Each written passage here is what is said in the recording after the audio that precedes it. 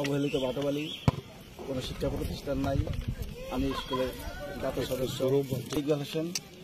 অবহেলিত বাটোয়ালি, কোনো শিক্ষা প্রতিষ্ঠান নাই। আমরা 5 ভাই এই শিক্ষা প্রতিষ্ঠানে করার উদ্দেশ্যে এখান থেকে আমরা জমি ক্রয় করি 2015 সালে জমি ক্রয় করে স্কুল করি। এই স্কুলের নামে আমরা এই জমিটা স্কুলকে দলিল করে দিয়ে দিই।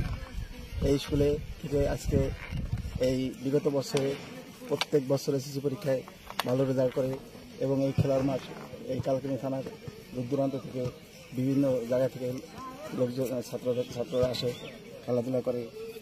এটা সকলে উপভোগ করে এবং এই সুন্দর দৃশ্যটাকে নষ্ট করার জন্য কতিপয় ব্যক্তি কলা গাছ লাগিয়ে মাঠটাকে সৌন্দর্য বিনষ্ট করছে।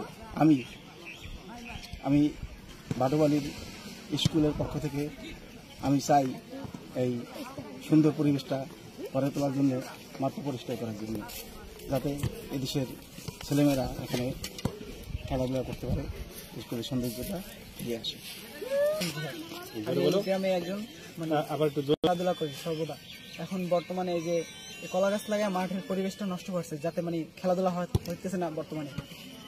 আমাদের দাবি যাতে কলা গাছগুলো সরানো হয়।